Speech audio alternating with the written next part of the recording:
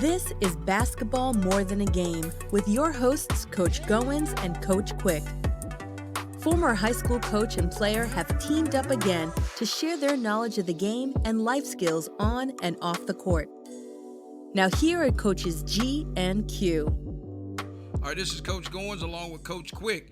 And you know what time it is? It's Basketball More Than a Game, the hottest podcast this side of a basketball court. So, Coach Q, what's popping?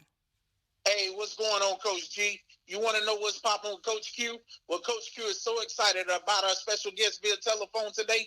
We have an up-and-coming financial associate on the show. So after this short break, Coach G is going to come right back and introduce our special guest. So have those stocks and bonds ready and make sure those sneakers are laced up tight.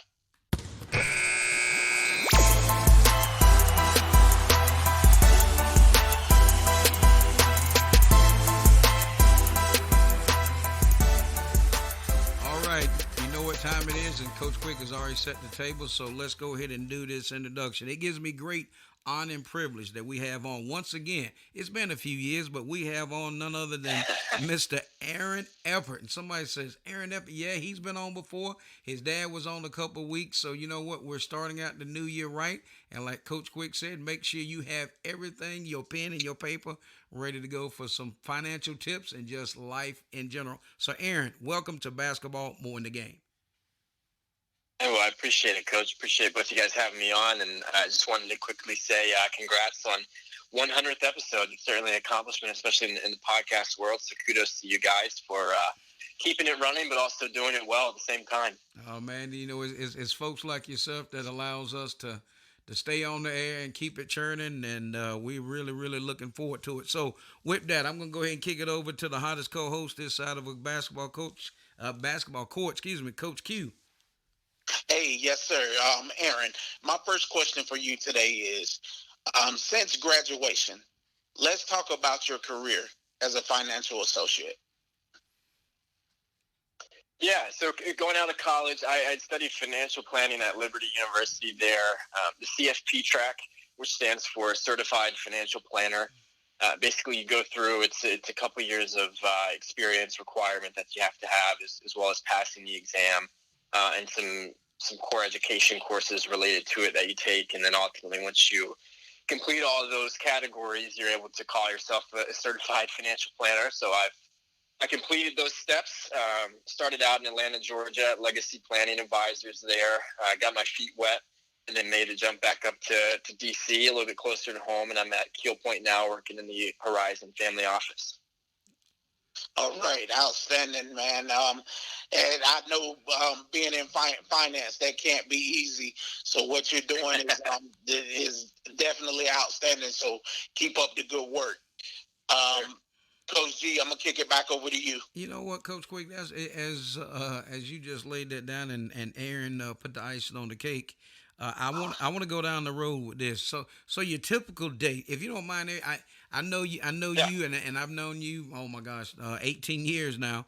And I know you like structure. I know you like to know your next move, and it's all about planning and execution. So if you don't mind, take our listeners through the steps of a typical day. You know, starting from the time you get up to kind of give us some highlights there, if you don't mind.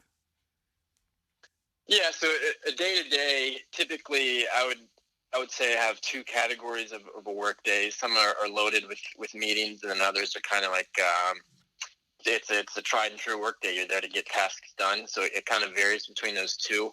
If I'm going to have a lot of Zoom meetings in a particular day, it starts out kind of getting up probably an hour or two earlier, to be honest, just to make sure I can get the tasks done that I'm supposed to get done that day. But I would say in an ideal, in a typical week, I'll start it out. Everything starts out of setting out the list. It's really similar to sports and it's really into basketball is what's the plan for that day, the practice plan, whatever you want it to look like. I keep my to-do list. There's a software that I have there. I've got about 5 different things that I more or less equivocate to being like a warm-up of sorts. That's checking different things for clients, looking at accounts, checking cash balances, making sure things transferred over from the prior day, following up from emails that had been sent out overnight, things like that.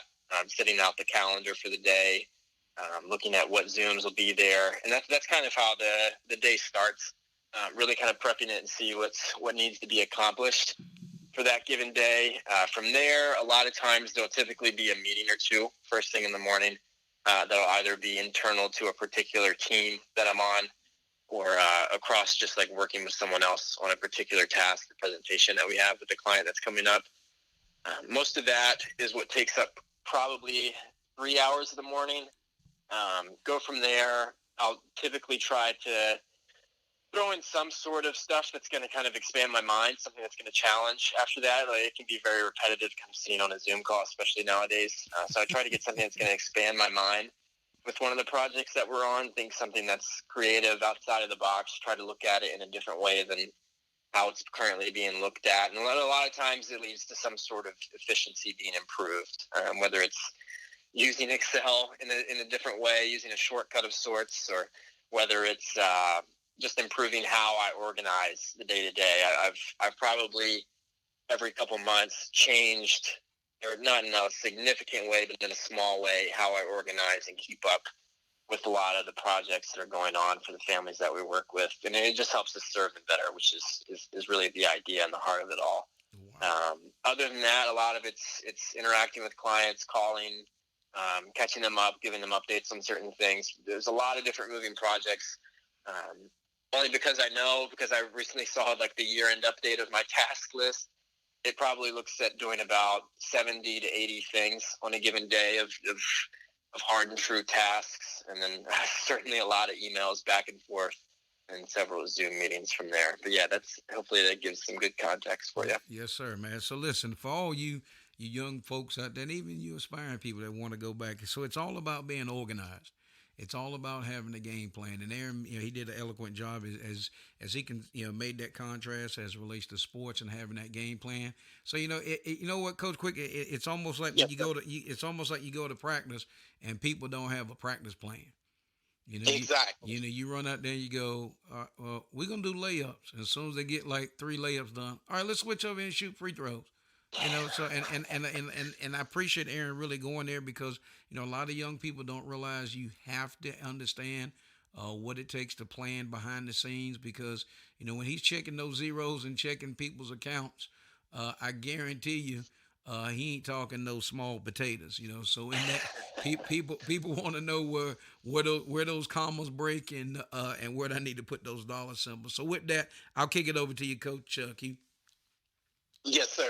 Aaron, to that freshman in college that wants the FA career path, what would be your conversation with the person, and what guidance would you give them? Yeah, I would say that if you're looking at getting into financial advice, there's a few different avenues you can go. There's what you can call investment management, which is stock selection, things like that, mutual fund selection, whatever you want to call it.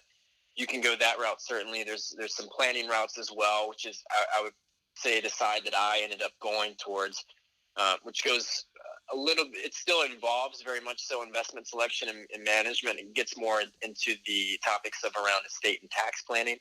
And that was what interested me the most, because I felt that it was the most correlated to baseball, which is where my mind best worked from a sports standpoint, and how to kind of manage a season and a team within that.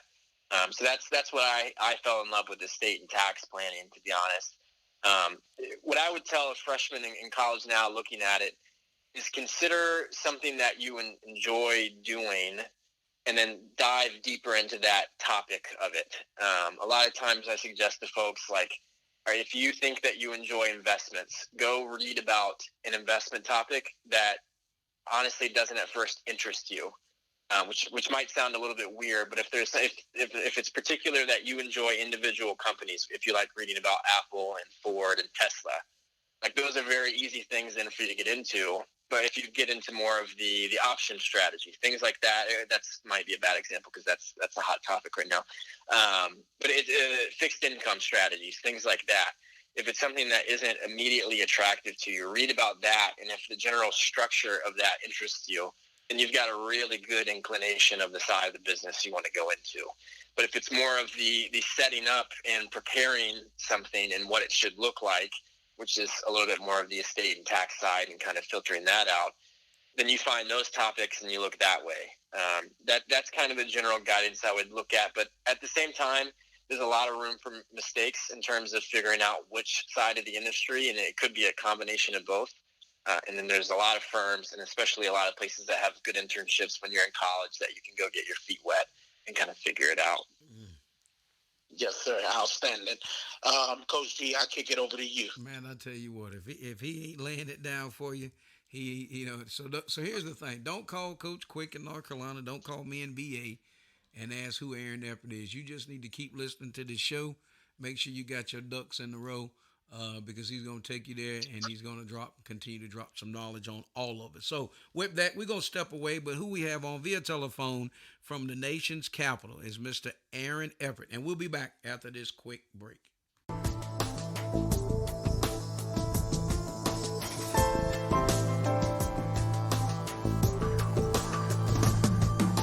You're listening to Basketball More Than a Game with Coach Goins and Coach Quick.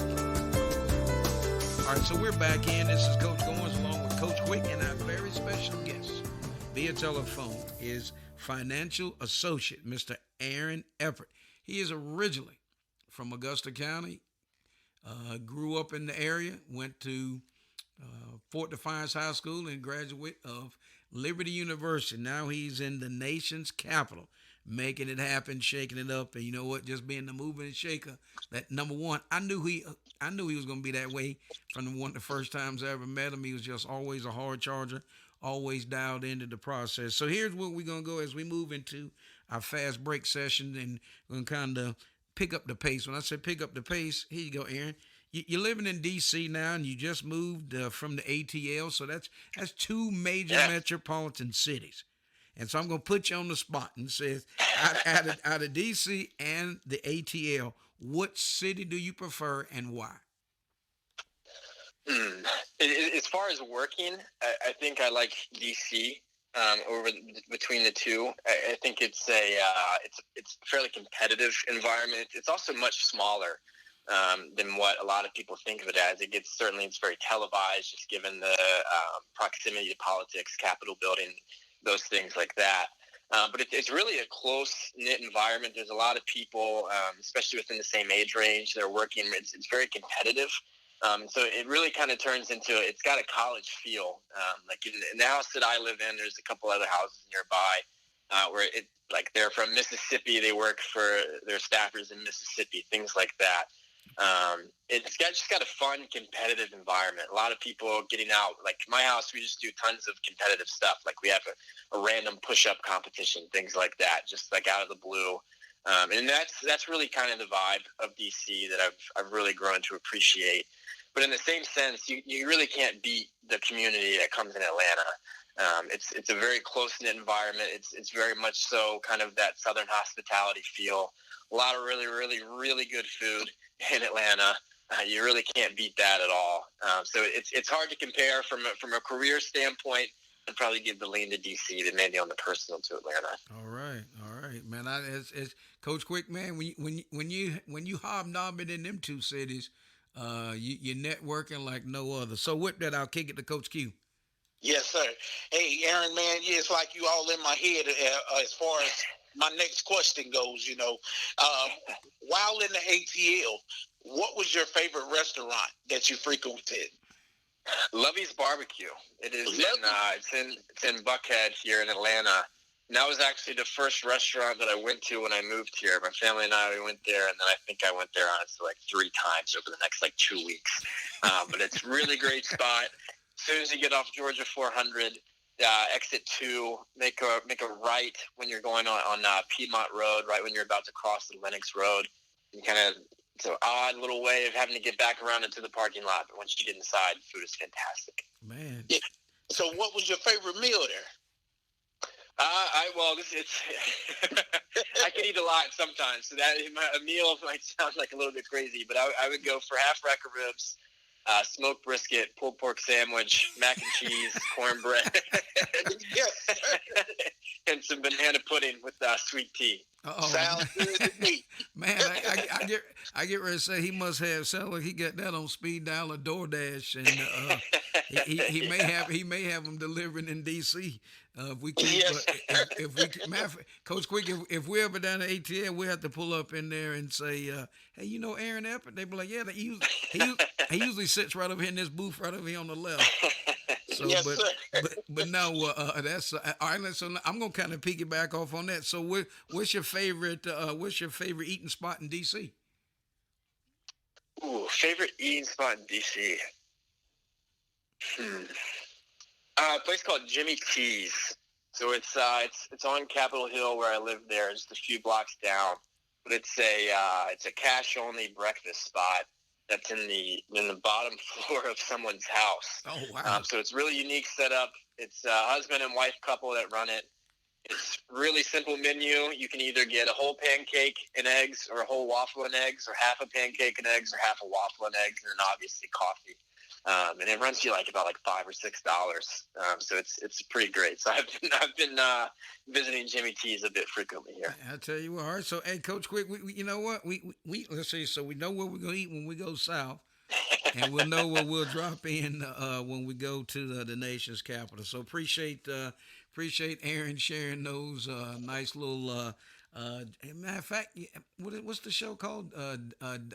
Driving Dimes and Dimes. Oh yeah. You know, so Yeah. So we have to get on that. Diners and drive-in. Yes, sir. We'll have to do that, Coach Quick. We have to take our show on the road and go eat in a couple of spots that some of our guests have been on. So here, Aaron, as we kind of transitioning into a little bit of the sports deal, folks.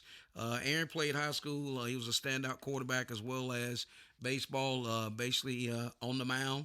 And doing that, Aaron, you had a when I say different type of approach, you had a different mindset more so than the average high school athlete.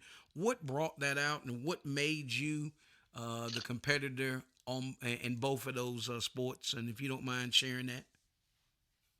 Yeah, no, for sure. I think the mindset difference is a lot of it's a product of good coaching. I had a lot of emphasis on preparation in the off season and during season. In baseball, Coach Bogorski at Stuart Straft, and then Coach Spots at Fort Defiance. Coach Spots was famous for talking about being triple prepared.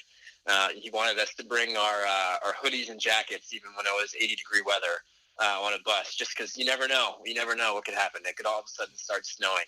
And a little bit was theatrics in that, but the thought behind it stayed very true. And the same could be said with Coach Bowers and Coach Roth in football, both of those same places.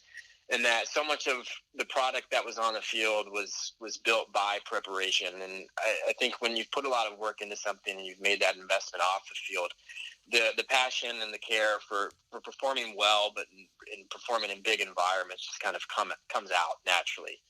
When you care about something, it's going to show. It's going to be contagious, and so I was a good product of good coaching, and also had a lot of really good teammates who cared about the same cause. You know what? That's exactly right. And I tell you what, there's been Coach Quick. There's many a cold Friday night, man. We'd go sit in them stands, and pull. What were you, number 5, right? Wasn't that your? What was Yeah, number 5 and number 3. Yeah, transition. I switched up a little bit. Yeah. I know number 5 when it was at Fort Defiance, man. It'd be Coach Quick. When I say it was cold, I'm talking, dude. It'd be cold. Yeah, I can't imagine. We'd be wrapped up, man. It was like game over, holler there, and get in the car and get to the house, man. But no, it was a play. I mean, and you don't realize that those years are gone, and you don't get a chance to really do that. I don't get a chance to really every now and then I'll slide to a high school game now and then, but then it was, you had a vested interest. You were really hoping, to the team to do well, but most importantly, you were there supporting a young man that you knew that had such great potential, and you just wanted to always be there and pull for him. So in that, ladies and gentlemen, we're going to step away and pay a few bills. We have on none other than Mr. Aaron Eppard, financial associate who lives in the nation's capital. So we'll be back and talk more with Aaron. Looking for a smarter way to shop for your insurance for you and your families? Look no farther. There's help.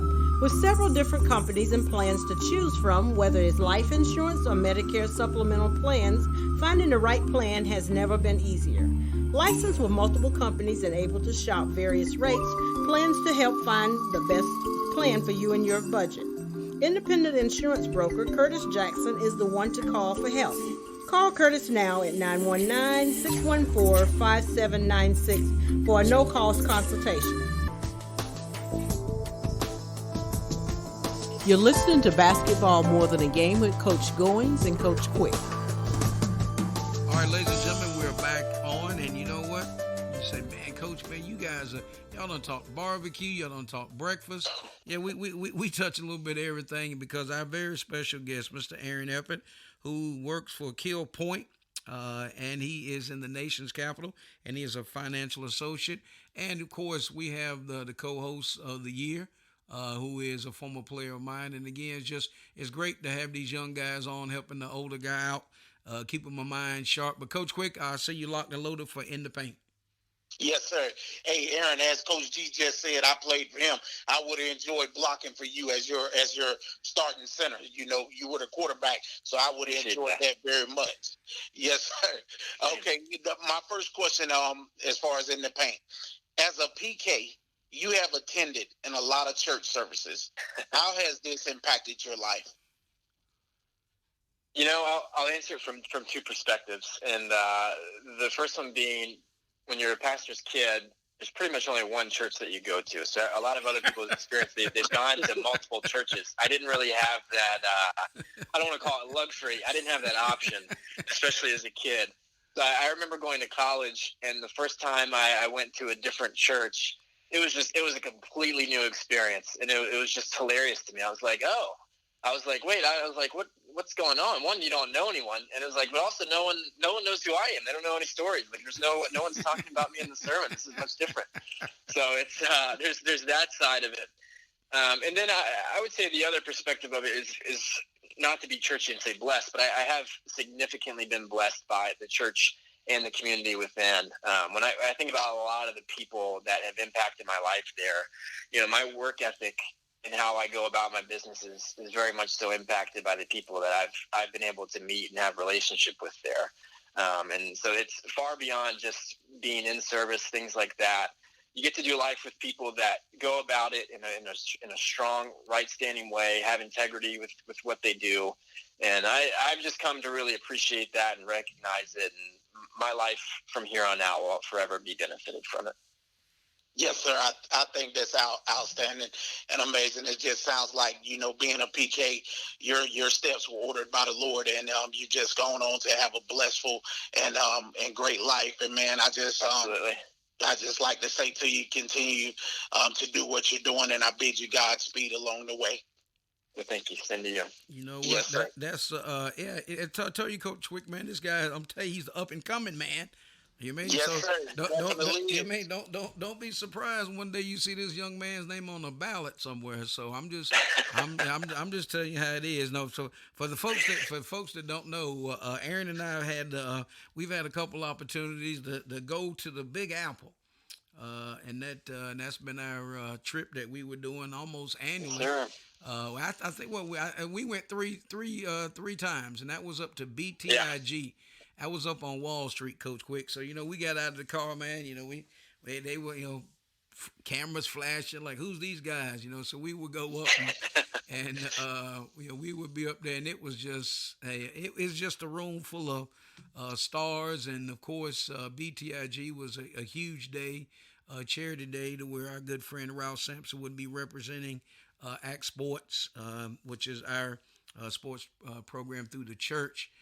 Yes, where, sir. of course, you know, Aaron's dad, Pastor Ray, was on a couple of weeks ago. And again, Aaron and I would go up. You know, we'd have a great time. We'd leave up. We'd drive up. Sometimes, you know, we picked Ralph up at the airport at one trip. You know, he rode with us up. And Aaron and I always had a good. And I tell you this, and then I get back to it. One time we were going. I guess the last time we were going, we tried to call in and get on Stephen A's radio show. So I'm driving, constantly calling, and then finally the call went through, and I asked the question. The guy said, "Well, we already moved on from that subject." Well, it ain't my fault that you've already. It took me forever to get on the call, but no, that trip. And actually, Aaron and I, we caught the subway. We went to a Yankees game. So yeah, we painted the town, and the last one I'll tell you, Coach Quick, we there, and it was a little chilly. We should have had on some heavier coats, and we didn't. So we ended up going up to concession stand, and we were eating some ice cream. Yes, sir.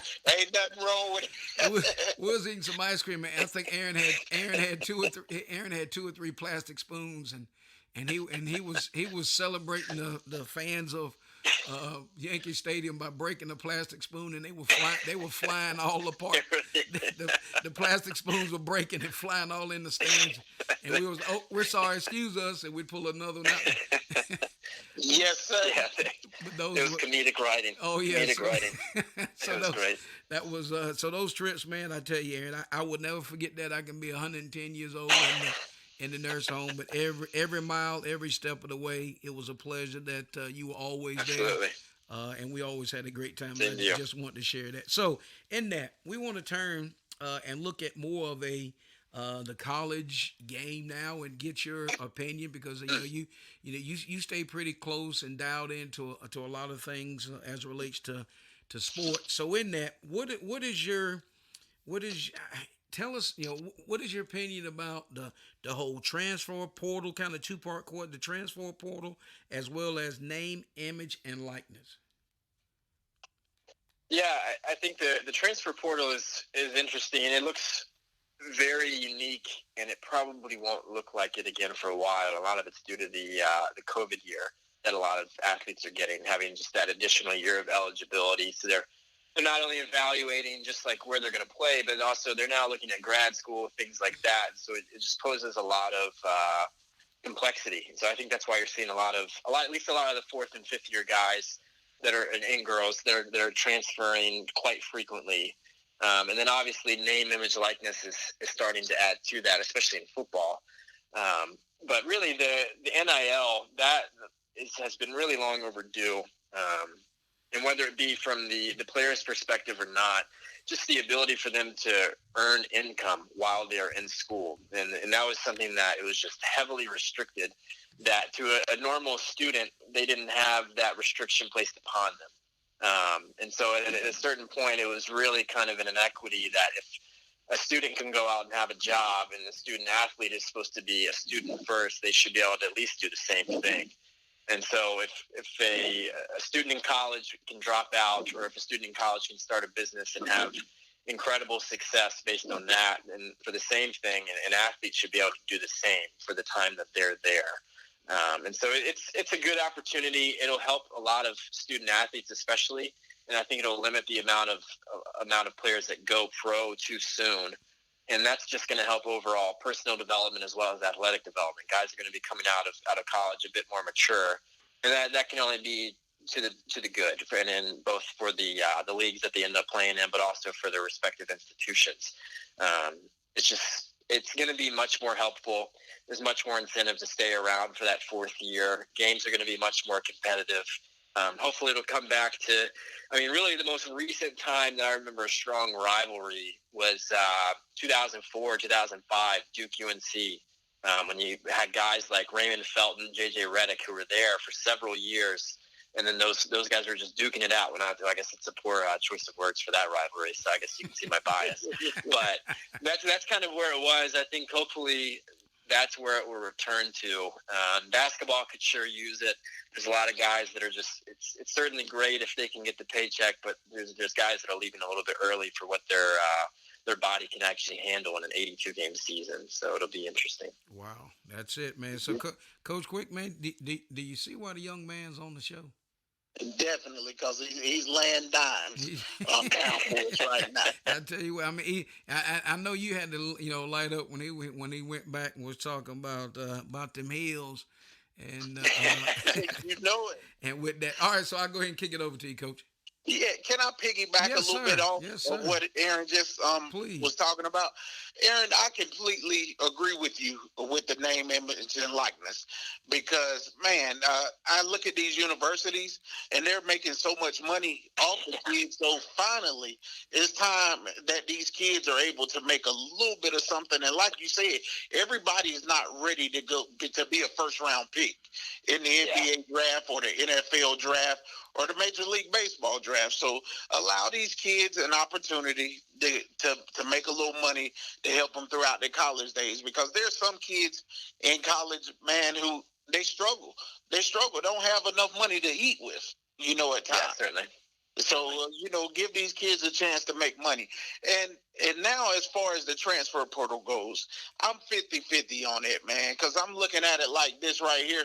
You got, I heard somebody say the other day, it's allowing kids to give up on a situation rather than stick it out at a university that you committed to at the beginning of your recruiting process.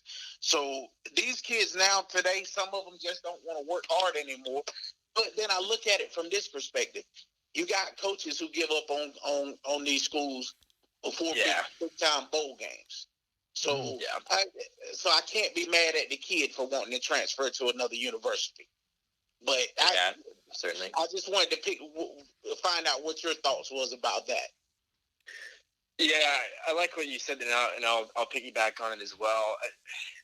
For a player coming into a school, hopefully the current issues of transferring now makes recruiting a bit more honest. Yes, there's a lot of coaches that will go into living rooms and promise a lot, when 2 years later they're not even going to be at the school and they're already thinking about it. That's at least my hope for it. And I think it'll make sports more competitive in some areas and less so in others. But in reality, hopefully in 5-10 years from now, it's actually going to allow that student athlete who's hearing these big promises to kind of weed out the falsehood of it.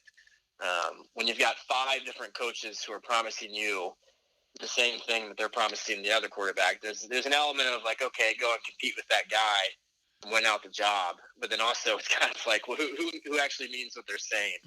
And so it puts students in a tough spot that a student athlete has that a typical student does not. And so it'll be interesting. It's a tough one to really kind of evaluate, because there were guys that I played with that did transfer and they 100% were giving up. But those guys, they gave up in practice all the time. Mm-hmm. So you know who those folks are. And that stuff's just clear. Whereas otherwise, the guys who are there grinding, guys who obviously have the talent. Virginia Tech had some quarterbacks a few years ago that I just remember, it was just obvious that candidly they were better. And not to get into whether or why they weren't playing is, you're not in the locker room every day, so you don't know exactly. But they just weren't playing, and, they go there, and 2 of those guys had transferred to Virginia Tech. And then so you're thinking, like, oh, okay, it's an opportunity to start. And then they got there, and they're clearly performing better. And it's interesting. So hopefully that's my long-winded answer to say hopefully recruiting becomes a bit more honest. Hey, I like it. I mean, and you're absolutely correct. Coaches go into kids' homes. They promise them this, they promise them that, and then you get there, and then who's to say you're not going to be over recruited? Right. Yeah. So I have an issue with that too. But then I look at the situation, the Walker Kessler situation in North Carolina this past year. Kessler was he was going to be the man or the man next in line to Baycott. He gave up. He chose to go leave and go. Maybe he just wanted to get closer to home. I don't know, but I have sporadic feelings about that situation, so that's why I brought it up. But moving on, I'll kick it over to you, Coach G. So listen, we have on Aaron Eppard. He is a financial associate, along with Coach Quick is in, and we're dialing it. We're gonna step away, pay a few more bills, and we'll be right back. Visit our website, coachgoins.podbean.com. Always learn to pass. Process, attitude, sacrifice, satisfaction. Into this, so Aaron, this is called our favorite sports team / player. So I know if I'm correct, and hopefully I hadn't lost my mind. So your baseball team, of course, would be the Yankees, and then your football team would be the Steelers. And that, if you don't mind, share with the listening audience and our young folks, who is your favorite New York Yankee and why? All time is going to be Derek Jeter, and that's an easy response. you really grow to appreciate. There's people that, like, now in being in the general workforce population, having people at your place of business that going in every day are there for the same reason, for the same cause, that share the same work ethic with you and lead from that is just a huge benefit. And so seeing that as a kid in Derek Jeter, it was just obvious. He made the Yankees better, not just with his talent level, but with how he played the game, the consistency, showing up every single day, putting on the uniform, playing like a Yankee should, winning like they should, losing like they should. Derek Jeter, hands down. Amen. And all right, let's check. Let's go to the Steel City, and let's see who your all-time favorite Steeler is. Yeah, all time, definitely Jerome Bettis. You can't beat the way he closed out his career with the Steelers. Obviously, spent a little bit of time with the Rams, but to win the Super Bowl as your final game is one thing, but then to do it in your hometown after extending it that last season and winning it the way he did was huge. And then obviously having to give a little bit of nod to Ben Roethlisberger and this likely being his. I think it was 2004. That was when you guys, Lamont, started coming to the church. That was like the first year that I remember when Brad and I, we started really paying attention to the Steelers, and that was when they drafted Big Ben. So he feels like a little bit of a marker in time in my own life. So I definitely got to give him that nod. You know what? That's funny that you bring that up, because the last game, Brad called and says, "Hey," he says, "I'm gonna come by and watch the game," and he walked in and he ran in in his old closet. Next thing I know, he walks in and has his Ben jersey on. He said, and it was pretty funny. He said, "Daddy," said, "it really hit me." He said, he's the only quarterback that I really know. And I was like, yeah, man, because you said it. I think back on I think you guys were in youth and y'all were little bitty fellas. And I think you had on the Steeler jersey and Brad had on the Steeler jersey, and you pulled that picture up, and y'all might have been 7, 8 years old. And I'm just like, man, I said, and that's the thing. I mean, so many playoff games we watched together, so many, because Coach Quick, what we used to do is go over to Aaron's mom and dad's for the Super Bowl. Yes, sir. And the last Super Bowl we won when Santonio Holmes caught that in the corner. I thought we were going to tear Vic's house up. What a pass and catch. Oh my God, it Absolutely. was. I mean, I don't know about Aaron, but Aaron and I knew it was a touchdown, because he and I went absolutely crazy on that. But I mean, and those are the things, and that just memories. And now we look years later. Our special guest he's making things pop in the nation's capital, and I couldn't be happier for him and his mom and dad. So with that, we're gonna slide on into what we call the name game. And we got 3 names down here, Aaron, and what we ask you to do is, when I drop these names in, just tell us what comes to mind, and then you can take us wherever you want to go with that. So the first name, Zach Eppard. A good corner 3-point shooter for sure. Also happens to be my brother there. Pretty avid fisherman. Which I would imagine then has a significantly higher level of patience and attention span than I do, because I cannot do that. I can fish for 5 to 10 minutes, but other than that, yeah. Excellent. All right, next one, Liz Eppard. Somehow organized, with all the chaos that comes with being a teacher. Somehow organized and pulling the strings together. Incredibly apt at coordinating across schedules. When you have my dad's schedule with the church, especially growing up, my brother's sports schedule, my own sports schedule, somehow she would always end up being relatively at all 3 of those things. And so that's always certainly a nod that you can make to her there as well. All right. And last but and she is my mom for the crowd. That's yeah. I was going to say there's got to be one more piece to that. All right, and last but not least, Ray Eppard. He is a pastor. Also happens to be my dad. I would say it's funny to think about like the teams that we like. Both being the Steelers and the Yankees. He's been with the church and my mom as well. there for quite a while. And typically with pastors, a lot of it's denomination based. See a lot of bouncing around from church to church. But to be doing it at the same spot for so long with the same people on staff, Joe and Tracy, Gloria, and the like. It's almost reflective of the Steelers and the Yankees, that culture of people locking in, buying in, and being invested. Wow, excellent. I couldn't have said it the most. So with that, Coach Quick, I'll kick it over to you for your closing comments. Yes, sir. Aaron, I just like to say it's been a pleasure to have you on the show today as our guest. We've had fun so far, just sitting here talking about life, skills, and success, as well as you got to even throw some sports in there. So that meant everything. And I just want to piggyback off something you said about Jerome Bettis. What an outstanding way to end his career.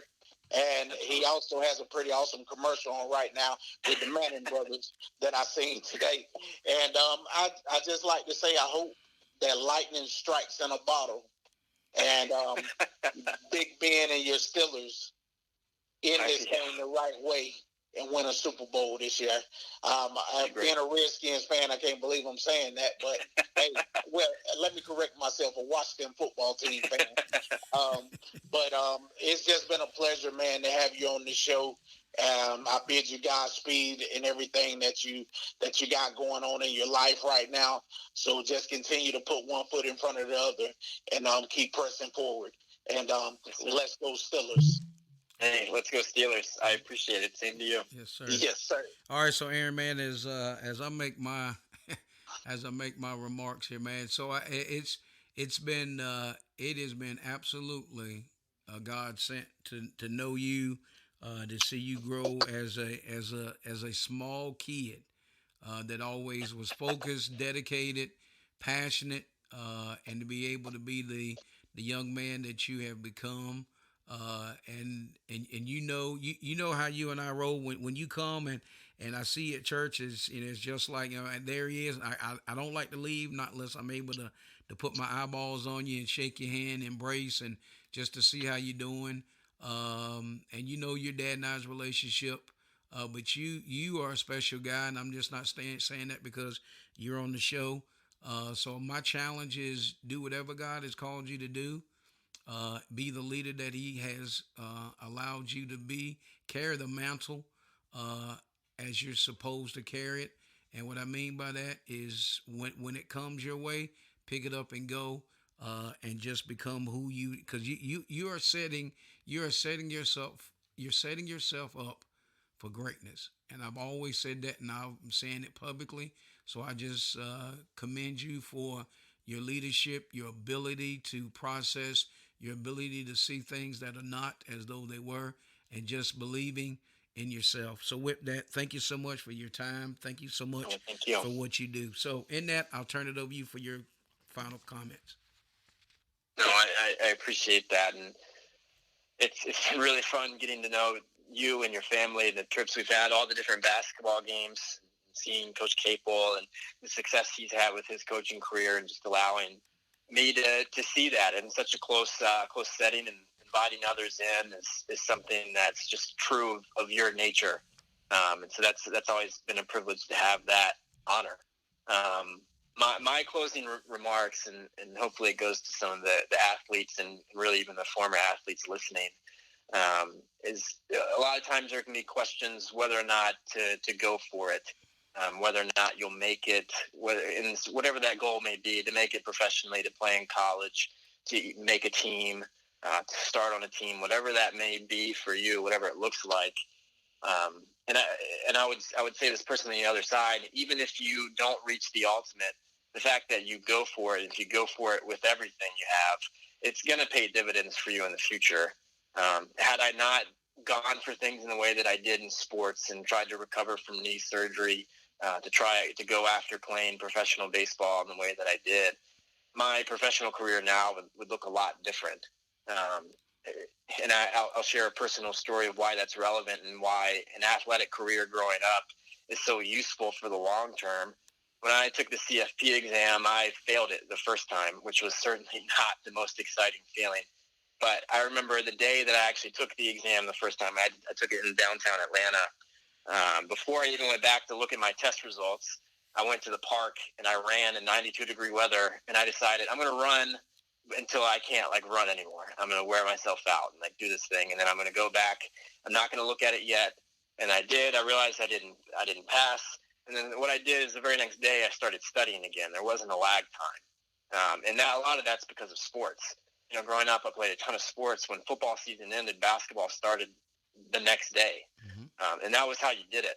And so I would say, don't be afraid to go for it. Don't be afraid to go after it.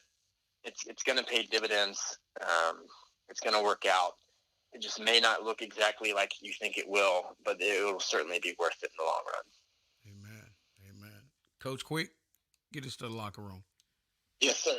For Coach Goins, our special guest, Aaron Eppard, financial associate for Kill Point, and for myself, Coach Quick, we'll see you in the gym. You've been listening to Basketball More Than a Game with Coach Goins and Coach Quick. Our podcast is available on podbean.com.